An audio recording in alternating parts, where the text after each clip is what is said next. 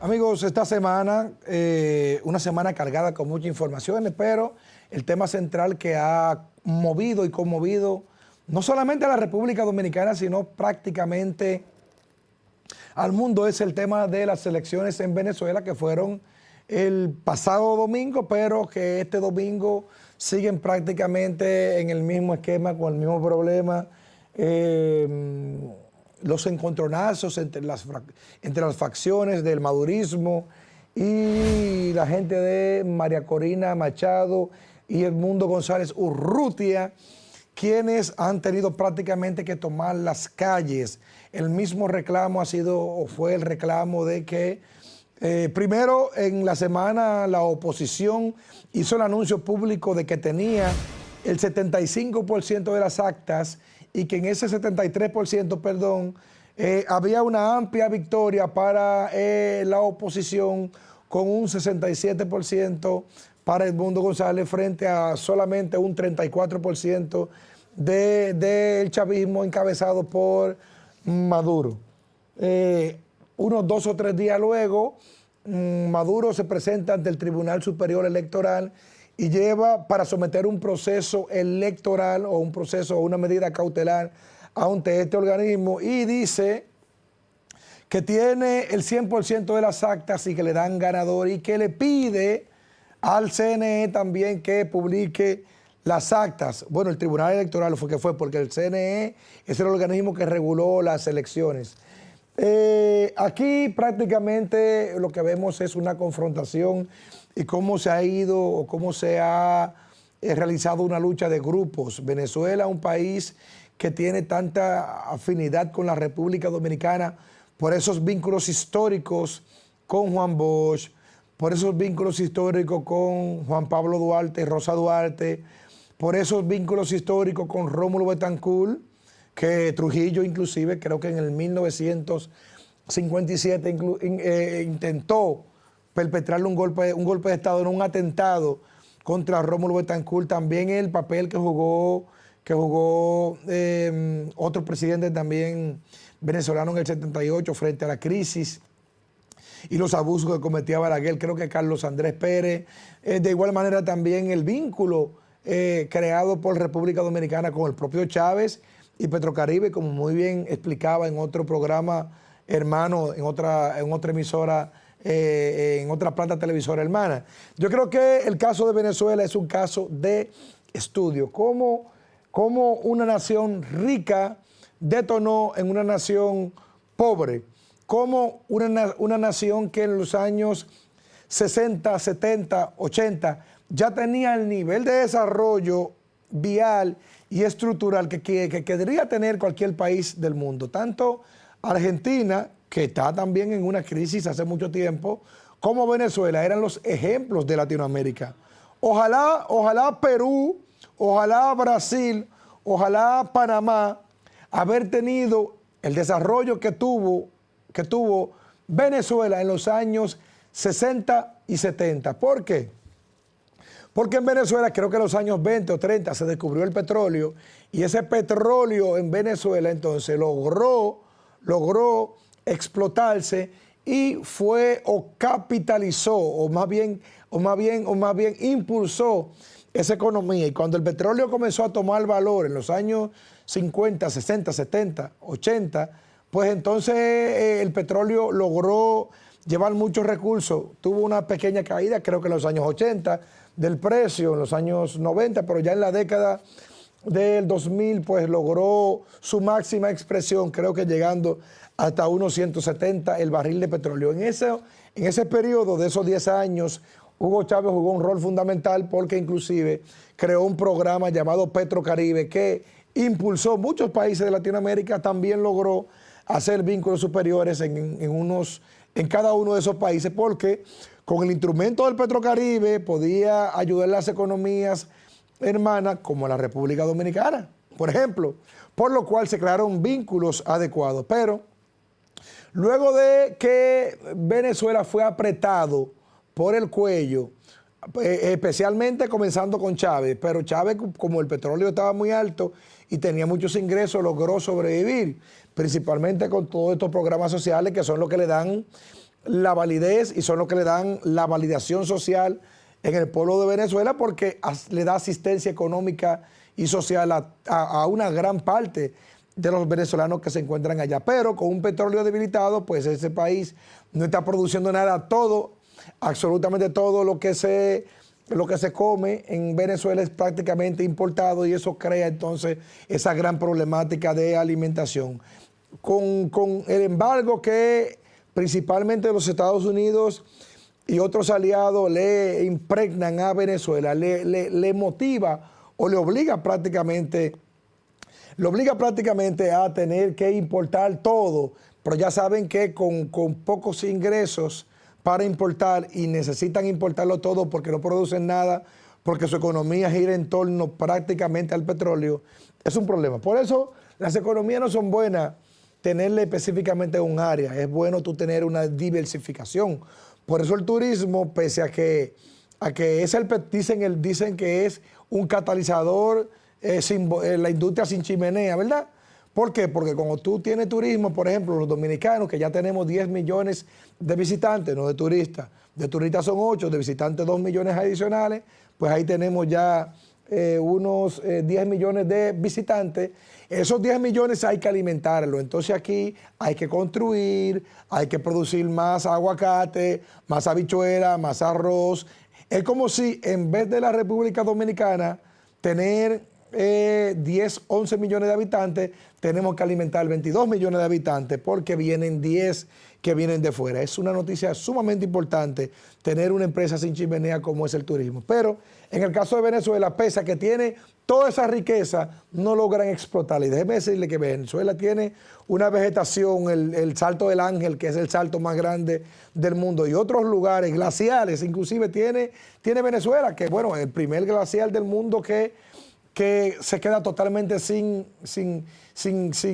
visibilidad porque se derritió por completo. Venezuela es uno de ellos, no recuerdo el nombre, pero el hecho es que Venezuela se encuentra sumido en una crisis. Estados Unidos reconoció a Edmundo González Urrutia, muchos países del mundo han exigido, los países que no votaron en favor de la petición de la OEA, como Brasil, Colombia y Argentina, pues entonces hoy o esta semana hicieron luego un pedimento directamente de que el chavismo tenía que presentar las actas o el gobierno tenía que presentar las actas. Esperamos que este país, hermano, salga de la crisis en la que se encuentra.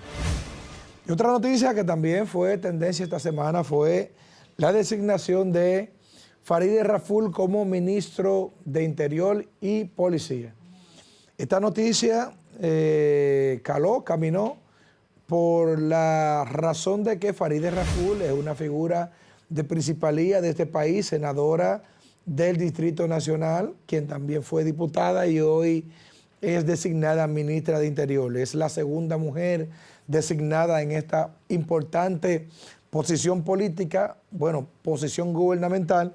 Déjenme decirles, señores, que en la mayoría de países del mundo, quien ostenta el cargo de ministro de Interior es la posición más importante luego del presidente, porque en el esquema de la organización del Estado, luego del presidente, el vicepresidente, el ministro del Interior, es la persona más importante porque es el encargado de las políticas públicas de seguridad interna, de la seguridad interna de un país. Eso quiere decir que todo lo que ocurre dentro del país, la seguridad, la inteligencia, va a depender del ministro de Interior, que a su vez es el coordinador o el jefe del jefe de la policía o director de la policía, del jefe de AMET y de cualquier instrumento del Estado que sirva para llevar control social y para poder llevar seguridad ciudadana o prevención en seguridad ciudadana, al igual que las políticas públicas de migración, el instituto, la dirección de migración y también el Ministerio de Interior es el órgano rector de los ayuntamientos, de las alcaldías en todo el país, aunque la Liga sirve como mediador para un tema de presupuesto, o no sé si, creo que ya no tiene el tema presupuesto, pero el presupuesto general creo que se le asigna al Ministerio del Interior, por lo cual es una posición sumamente importante. También es la institución que lleva a su cargo la coordinación de las gobernaciones en toda parte del país, que se han empoderado mucho. Ya una gobernación tiene la responsabilidad de la representación del Poder Ejecutivo en las diferentes provincias, por lo cual le da mucho poder en esa provincia. Faride llega con muchos retos, pero llega en un momento donde la seguridad ciudadana está en la mayor decadencia de los últimos años. Número uno, principalmente con el tema de la percepción de la inseguridad, que es, como decía en Hogar 2019, no sé si hay una actualización, decía que el 79% de los dominicanos se siente inseguro, pero se siente inseguro, número uno, por la falta de iluminación que hay en las calles y avenidas, la falta de prevención o de cuidado que hay en las principales calles, o sea que no hay patrullaje constante, que la gente sienta tranquilidad y seguridad al andar por las calles. La mayoría de atracos que ocurren frente a o cerca de universidades, paradas del metro y otros sectores populares, hace que la gente, número uno, tenga una percepción inclusive más alta que la propia inseguridad que hay, pero al mismo tiempo también tienen razón porque no hay ese cuidado. Yo creo que un elemento también de seguridad que tiene muchos problemas es la convivencia, porque alrededor de un 75 a 80% de los delitos, no, de los crímenes que se cometen en convivencia, las personas compartiendo entre sí, dos vecinos que discuten por un parqueo, en la calle un accidente de tránsito que termina en una tragedia porque se fajan a discutir y uno mata al otro. Todos esos son elementos que se suman a las estadísticas de crímenes por cada 100,000 habitantes, que es el instrumento mundial que se usa para medir la seguridad, aunque los crímenes, aunque los delitos, raterías, robos, no se contemplan en esa estadística, pero también son temas del día a día. Faride llega con muchas expectativas, ojalá que ella logre superar las expectativas en esta importante cartera, porque en el día de hoy la mayoría de ministros que han pasado por esa institución, todos han llegado para joderse, ninguno han llegado para salvarse. Y muchos que llegan con mucha, valga la redundancia, que llegan con mucha popularidad, terminan jodiendo por completo su popularidad porque no logran mantener los índices de expectativa que la gente tiene sobre el tema de seguridad. Aquí hay una famosa reforma policial que ha estado en proceso y se ha quedado en un limbo. Pepe Vila, que fue su asesor, creo que ya no está como asesor del Poder Ejecutivo. En principio era el famoso plan Giuliani, que nunca actuó, nunca funcionó. Giuliani se metió en lío con los temas de Trump en Estados Unidos, y aquí prácticamente se soltó por completo todo eso. Yo creo que Faride tiene un tremendo reto. Si Faride Raful logra dar pie con bola en ese ministerio, podría casarse con la gloria. Al mismo tiempo, si no da pie con bola, como no ha dado prácticamente nadie que ha ido a esa posición, pues te estaría entrando dentro de la categoría de muchos de los que han pasado por esa cartera que no han hecho prácticamente nada. Por eso yo dije esta semana en un comentario que no se sabía si a Faride Raful le estaban dando un regalo o un caramelo envenenado con mandarla al Ministerio de Interior y Policía.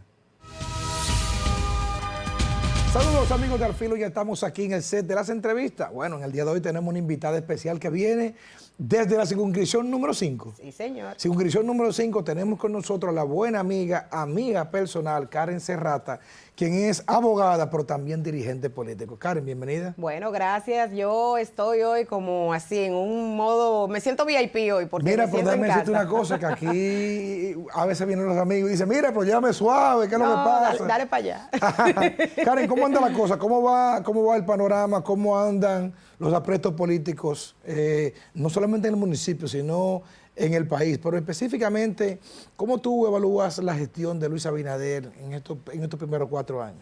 Tú sabes que los primeros 4 años del presidente Luis Abinader fueron muy difíciles porque entró en el tiempo de la pandemia, en donde no se sabía ni siquiera qué se iba a hacer, cómo se iba a solucionar la problemática de la pandemia.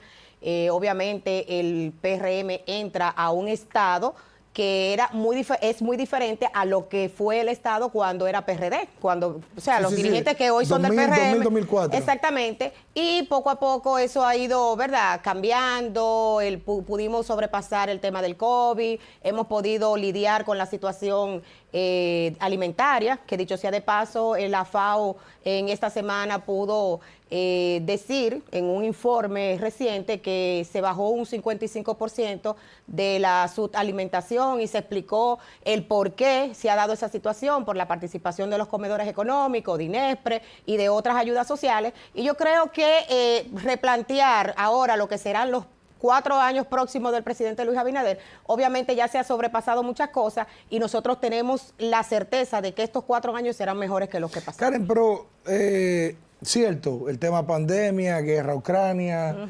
Ucrania maneja el sorgo, maneja unos productos que son de interés mundial y que te desnivelan. Además también en ese estrecho por ahí hay un comercio también que está prácticamente estancado. Pero ya todo eso pasó prácticamente en el 2022, 2023, pero seguimos viendo las mismas excusas prácticamente para todo. Por ejemplo, el metro hasta Los Alcarrizos supone que se iba a inaugurar en el 2021 y ya estamos en el 2024 y caminando al 25. ¿Qué está pasando? Bueno, mira, al metro yo le he dado seguimiento, como tú dices, hasta Los Alcarrizos, precisamente porque es parte de mi interés como municipio de Los Alcarrizos y como dirigente política de la zona.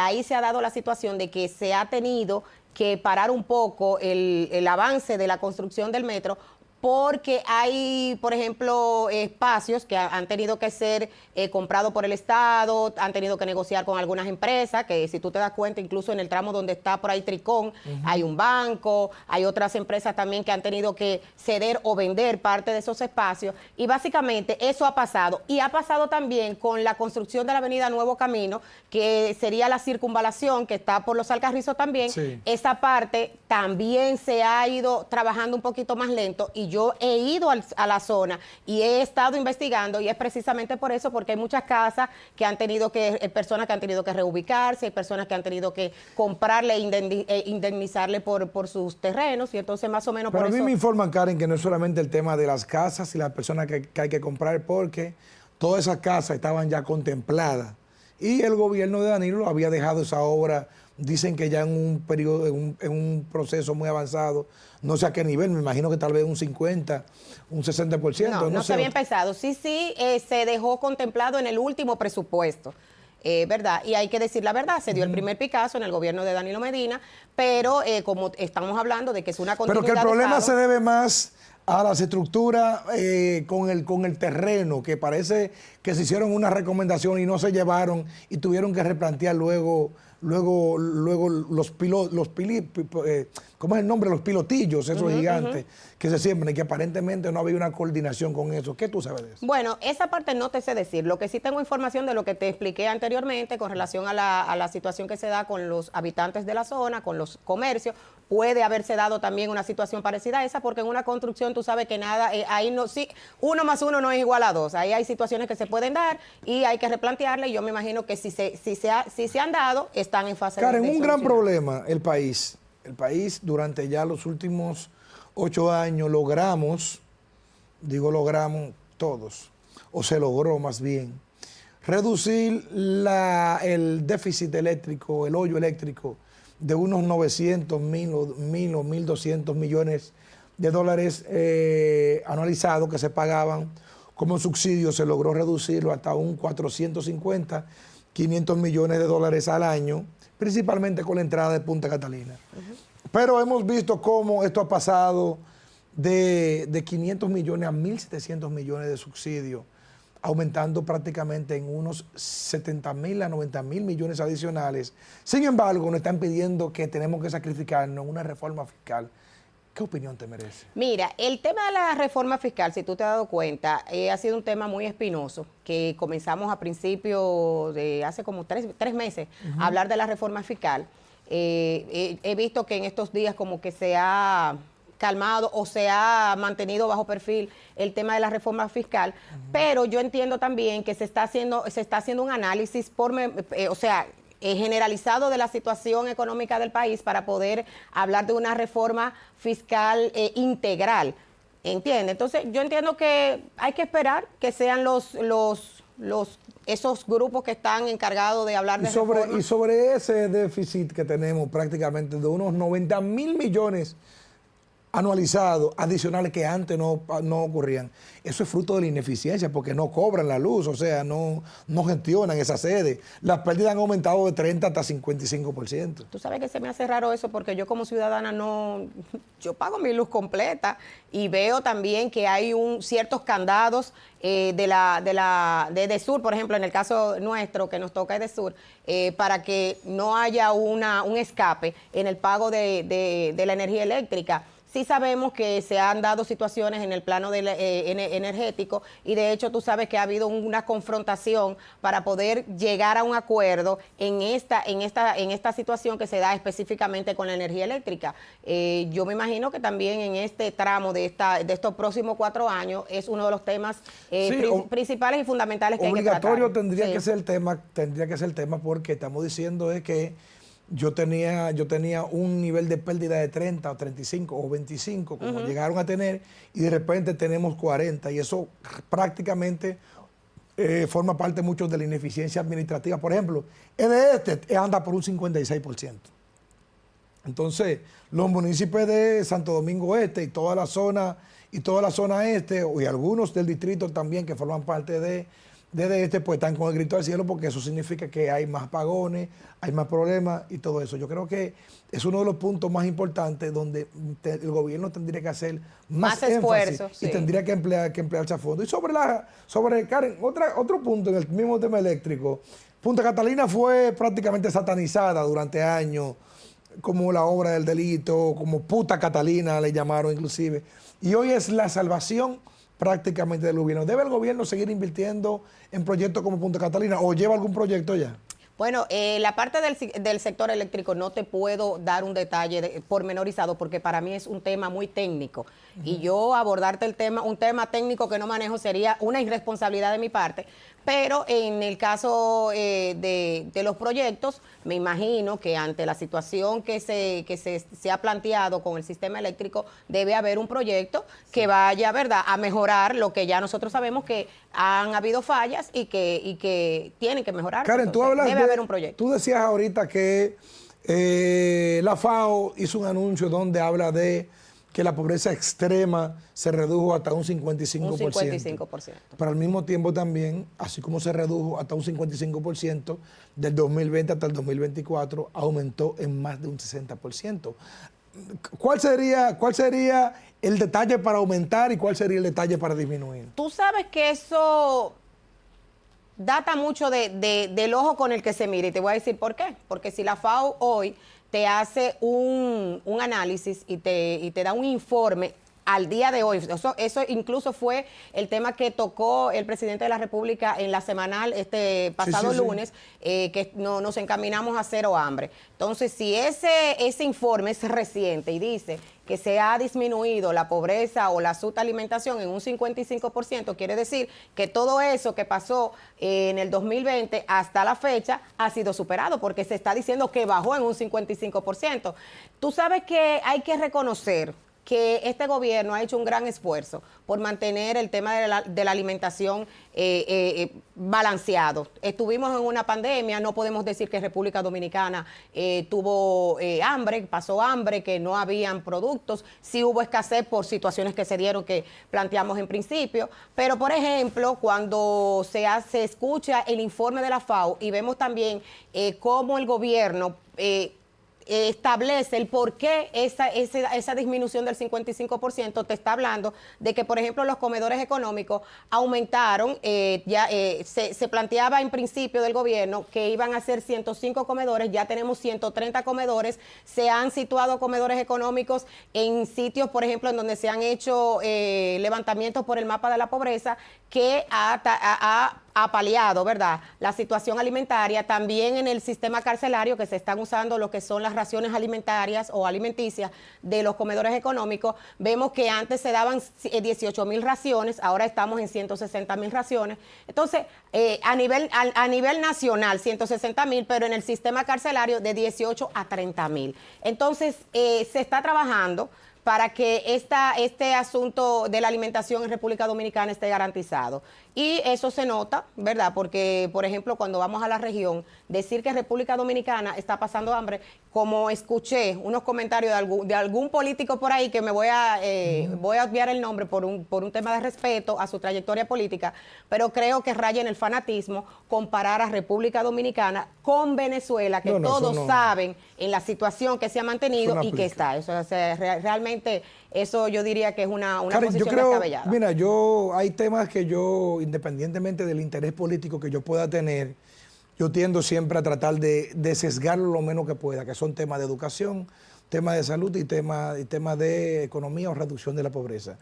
Es evidente que los programas asistencialistas, su nombre lo dice, llevan a cumplir un rol de asistencia a los que menos pueden, pero al mismo tiempo también, como es el caso de Ilinaví, el caso de Supérate, el caso de Comedor Económico, INEPRE, uno lo pone, pero uno sabe que eso no hace nada, que eso no hace nada, pero en el caso de Supérate tiene mucho ruido de escándalo, de problemas, de corrupción y de un sinnúmero de cosas. ¿A qué tú entiendes que se debe todo esto? Es que cuando se habla de asistencia social, tú sabes que se tiende mucho la gente a querer aprovecharse de esa situación. Pero, por ejemplo, también hay que resaltar que en el caso de Supérate, si nos vamos a las redes sociales y nos vamos a las actividades que hace la institución, hemos visto también muchas mujeres, por ejemplo, en el caso de las mujeres y muchas personas rurales, que han podido salir a flote después de estar en programas que imparte Supérate para poder iniciar sus propios negocios. Entonces es importante también resaltar, porque tú sabes que lo malo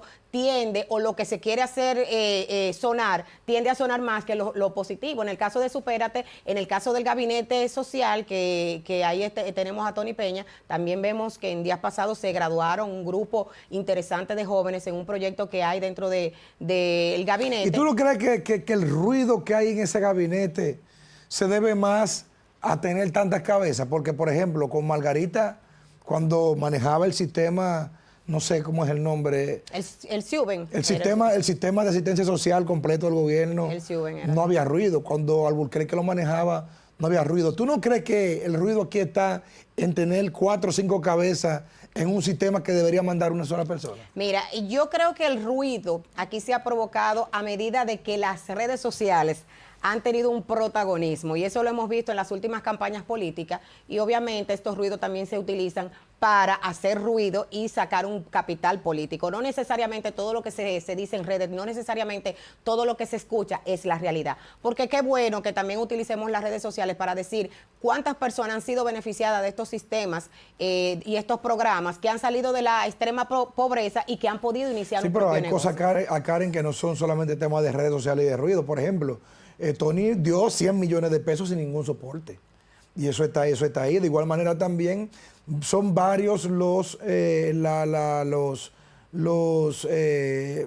personas que se han encontrado con paquetes de tarjetas de Supérate pasándola en supermercados. En los Alcarrizos mismo encontraron una persona con más de 200 tarjetas hace unos meses pasándolas. O sea que independientemente... Pero se han sometido personas a la justicia y se ha llevado y se ha judicializado esa situación. Es lo que te digo. Cuando se ha presentado situaciones como esta que tú acabas de decir, nosotros sabemos también, y lo sabe la opinión pública, que se ha hecho un proceso judicial y que se ha perseguido a las personas que han cometido este tipo de fraude. Entonces, culpar directamente a la institución cuando sabemos que aquí, lamentablemente, el dominicano se le ingenia para hacer este tipo de fraude, yo creo que sería... como te digo, hasta un poquito injusto, cuando realmente sí se han tomado medidas preventivas y se han tomado también las medidas y las acciones judiciales para poder perseguir estos delitos. Karen, Luis Abinader enarboló sus primeros cuatro años y ahora también continuó con su eslogan, bajo el lema o eslogan, el cambio. Pero prácticamente no se ha cambiado nada. Yo quiero que tú me digas qué se ha cambiado, pero eso tú me lo vas a decir cuando hagamos una pequeña pausa cumplamos con algunos compromisos comerciales, mira, hasta con la luz, y ya vamos a ver qué nos dice Karen Serrata sobre el cambio de Luis Abinader. Regresamos. Karen, antes de irnos a la pausa, ¿qué es lo que ha cambiado aquí? Pero aquí han cambiado muchas cosas. Pero dime, ¿qué? Porque yo no sé. Diva, ¿tú sabes algo que ha cambiado aquí en este país? La diva dice que no se mete en eso. No, ella no se mete en eso, pero ella sabe que sí. Mira, Feli, tú sabes que vamos a comenzar desde de la génesis del cambio. Se ha cambiado la forma de hacer política. Luis Abinader ha impregnado un estilo diferente de hacer política, le ha dado la oportunidad a muchos jóvenes, que tú sabes bien que, por ejemplo, la nueva generación, en el caso del Partido de la Liberación Dominicana, la misma Fuerza del Pueblo, que si no abre los ojos también, esa generación de jóvenes se va a volver viejo en ese partido sin una oportunidad real de poder ser parte de los cambios que amerita el país. En el caso del PRM, encabezado por Luis Abinader, en este gobierno que tenemos, vemos jóvenes, por ejemplo, hablar de que un presidente iba a nombrar como ministra de Interior y Policía a una mujer. O sea, era algo que estaba lejos. Y ya vemos... Pero nadie sabe si fue un regalo o fue un gancho. Bueno, eso lo va a decir el tiempo, eso va a decir en la forma en que ella se vaya desenvolviendo en el cargo, y no cabe duda de que Farideh Raful tiene la capacidad, ha demostrado tener, como decimos nosotros, la madera, y yo entiendo que ella lo va a hacer bien, pero simple y sencillamente el hecho de tomar en cuenta a una mujer para un cargo como ese, porque hablar de un jefe de Interior y Policía es decir que ella será la jefa del jefe de la policía, y yo que fui miembro de la Policía Nacional, te puedo decir... ¿Tú fuiste policía, Karen? Sí, yo fui policía, tuve la dicha de mis primeros años, incluso entré menor de edad a la Policía Nacional, tenía 17 años, como decimos en buen dominicano, una muchachita. Y yo sé lo agrio y lo incómodo que es el ambiente, porque obviamente tú vas a lidiar con egos, ¿verdad? De hombres, que hay que decirlo así, que se sienten con esa autoridad y ese poder y la tienen, no es que no la tengan, pero tú sabes que a veces sobredimensionan esa autoridad y ese poder, y yo sé que va a ser un reto para Farideh, y que desde aquí nosotras las mujeres políticas debemos estar aupándola y deseándole lo mejor, porque un éxito de ella en una posición como esa sería el éxito de muchas de nosotras, Karen, para poder acceder a otras posiciones. Es probable que yo he entrevistado a muchas personas, tanto aquí como en otros espacios donde participo, y tú seas la primera persona que me dé una respuesta de algo que yo entiendo que realmente cambió. Claro que sí, creo que el cambio de actitud frente principalmente a jóvenes que puedan ir al gobierno, ahí hay algo que cambió, pero sin embargo... la justicia. Sin embargo, decirle... todo lo demás está igualito o está peor. No. Por ejemplo, pasaporte, en vez de cambiar para bien, cambió para mal. Asistencia vial, en vez de cambiar para bien, cambió para mal. Comedores económicos, en vez de cambiar para bien, cambió para mal. Espérate. Hazme un alto ahí. Vamos a ver, explícame eso entonces. Cuando nosotros vamos ahora a los comedores económicos, y te lo puedo decir porque la comida la he probado, es muy buena. La comida de los comedores económicos del pasado proceso o del pasado gobierno. No era igual de buena, no era igualita, no era lo mismo. No, porque yo pude comparar. Era lo mismo. No, yo pude comparar y hay que ser honesto. Podrán haber cosas que, según tu ojo clínico o tu punto de vista o el de mucha gente, porque tú no le puedes gustar a todo el mundo. Hay cosas que quizás no han cambiado lo suficiente, pero hay cosas que sí. Los comedores económicos hay que darle su reconocimiento, porque la comida es muy buena. Y te lo digo, por ejemplo, en mi caso, que tengo fundación sin fines de lucro, antes de venir al PRM, yo iba con mi fundación, solicitaba, por ejemplo, las cenas navideñas que se comenzaron a hacer en este gobierno de Luis Abinader, muy buenas. No, la cena navideña, eso históricamente eso se ha dado. Pero nada más se le daban a los PLDistas. Y te lo digo porque yo como fundación, solicité y nunca tuve nunca te la dieron. Nunca me la dieron, pero en el caso de este periodo de gobierno, yo fui como fundación sin ser del PRM, y de hecho, de ser opositora abierta, porque yo pertenecía a un partido de oposición.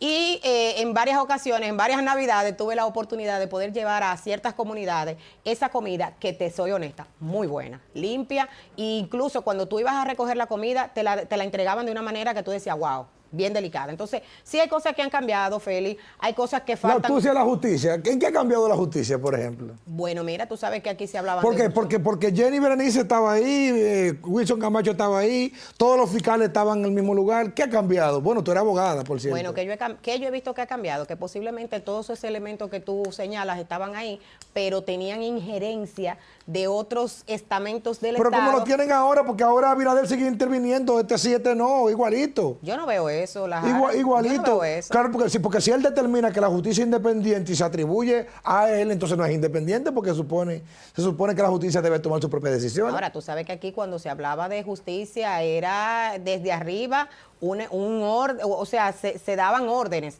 Hay que decir la verdad. ¿Y qué tú opinas sobre el lawfare, sobre la judicialización de la política? Bueno, eso se ha venido dando no solamente en República Dominicana, lamentablemente. Y evidentemente, hablar de judicializar la política es hasta lógico. ¿Por qué? Porque los políticos cuando llegan a ciertos cargos lo que hacen es manejar fondos públicos. Y el que maneja fondos públicos tiene que dar, ¿verdad? Tiene que dar la cara exactamente y rendir cuenta. Entonces, por ejemplo, hemos visto también que no solamente se ha judicializado desde el plano de los contrarios o de funcionarios que fueron de otros partidos o de otros gobiernos, también hemos visto la situación que se ha dado con algunos funcionarios de este gobierno y que al primer ruidito el presidente también reacciona. Y eso hay que aplaudirlo porque realmente, Karen, incluso fíjate que los funcionarios que tú tienes ahora temen, porque saben que el presidente no le tiembla la mano para destituirlo y para enviarlo a la acción de la justicia y limpiarse las manos y dejarle Karen, eso a la pero justicia. al mismo tiempo tú tienes 40 casos de corrupción que han sido señalados o suspendidos, pero no han sido sometidos. Si esa justicia es independiente, ¿qué ha pasado que no judicializan a Cecilio Rodríguez de Linaví?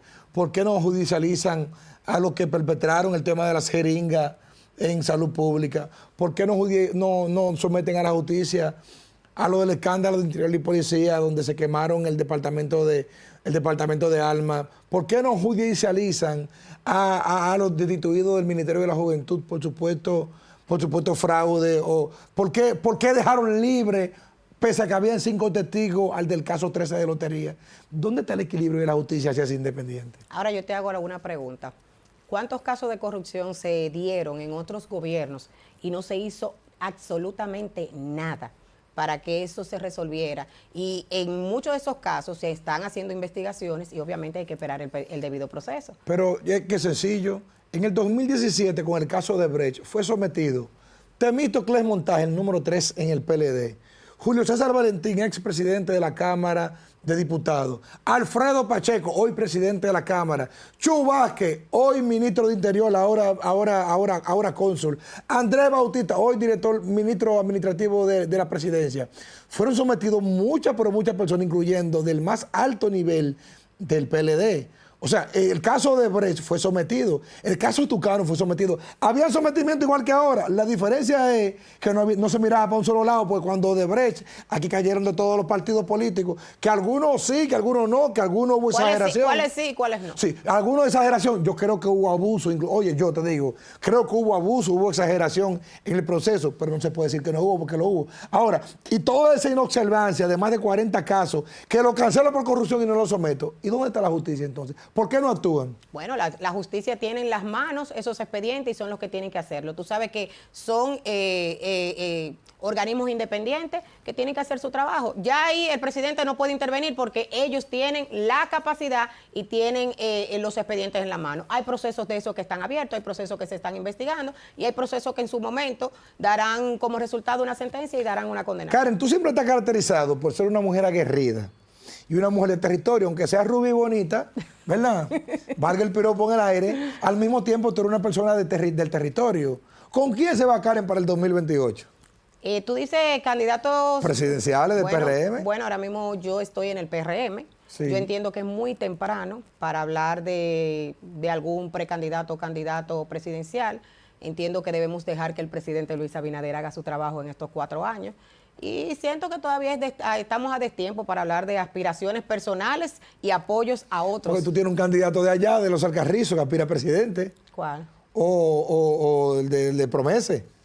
Adolfo Pérez, una estrella. Adolfo Pérez, Oye, Adolfo Pérez, una estrella. Sí, claro. Una persona con quien me identifico. Y un buen funcionario. Mira, para que tú veas, en términos personales, me identifico con él, le agradezco ciertos apoyos y ciertos espaldarazos que me dio mucho antes de yo venir al PRM, cuando yo ni soñaba venir al PRM, porque él es una persona que no... Es una persona abierta. Sí, es una persona abierta, es una persona transparente, es amigo de los amigos y es un buen funcionario. Hazme una valoración de los tres que se ven más adelantados, ¿verdad? Los tres que se ven más adelantados.